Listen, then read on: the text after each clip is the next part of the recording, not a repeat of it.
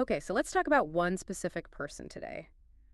James, the brother of Jesus. And forget theology for just a second. Just think about the human side of it. What's it like when your brother is, well, either the Messiah or, half the town thinks he's completely lost his mind? That family dynamic, wow. Oh, absolutely. Yeah. I mean, James grew up in a really devout Jewish home. This wasn't just casual belief. We're talking scripture memorized, life revolving around the festivals, and family honor being paramount. Right. So when Jesus starts his public ministry, the preaching, the healings, all of it, the reaction isn't simple. Not at all. The community splits right down the middle. Is he a prophet? Is he possessed? Is he a lunatic? And that pressure, it lands hard on James, doesn't it, as one of the adult sons? Yeah, exactly. He's got this weight of family reputation, and, well, the evidence suggests he was pretty unconvinced at first. The family even tries to uh, sort of physically intervene at one point, like trying to bring Jesus home, stop the public displays. Trying to manage the situation, maybe protect the family from shame. He probably saw it as his duty. That's likely how he viewed it.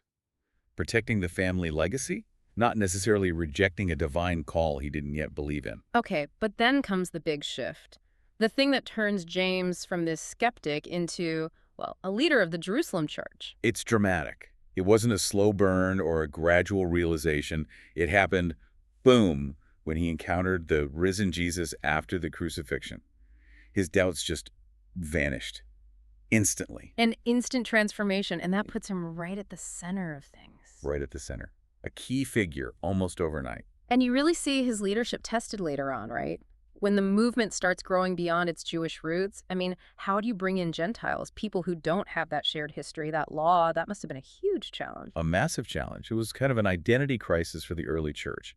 And this is where James steps up at that big meeting, the Jerusalem Council. The core issue was, okay, do these Gentile believers need to follow all of the Jewish laws? Circumcision, dietary rules, the whole package. Yeah, that could have stopped the whole expansion in its tracks. It really could have. Yeah. But James gives this decisive counsel. He basically says, look, we should not burden these outsiders who are turning to God. It was revolutionary, really. It bypassed some core requirements and effectively endorsed Paul's work with the Gentiles. Which allowed Christianity to spread globally, not just stay a small Jewish sect. Exactly. It opened the door wide. And he didn't just lead in person, he wrote too. That letter, the Epistle of James, who is he writing to? He's writing to fellow Jewish Christians, but they're scattered, dispersed across the Roman world.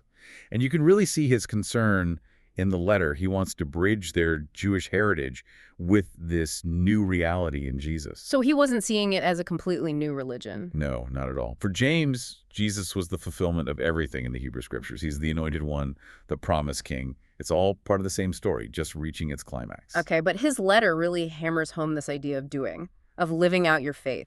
Oh, absolutely. That's the central theme. Practice what you preach. He pushes back hard against just, hearing the law or claiming faith without it changing how you actually live. Which some people see as conflicting with Paul's emphasis on faith, right? That whole faith versus works discussion. Yeah, that's a classic tension. But James isn't really arguing against faith itself. He's arguing against, empty talk, hypocrisy. For him, genuine faith inevitably leads to action. It has to. He defines wisdom as the ability to live life well, making good choices. And that starts with God. It starts with depending on God, absolutely. And then it shows up in how you treat people. He even defines pure religion in really practical terms, looking after orphans and widows, controlling your tongue. It's about tangible actions. So belief and behavior, they can't be separated in his view. Wisdom is applied knowledge. Precisely. He really built this bridge, grounding the movement in its past, but pushing it toward a future defined by real-world action and justice. Powerful stuff. So thinking about James and his intense focus on doing, on faith resulting in tangible good, maybe the question for you listening is, what aspect of knowing versus doing feels challenging for you right now? Something to think about.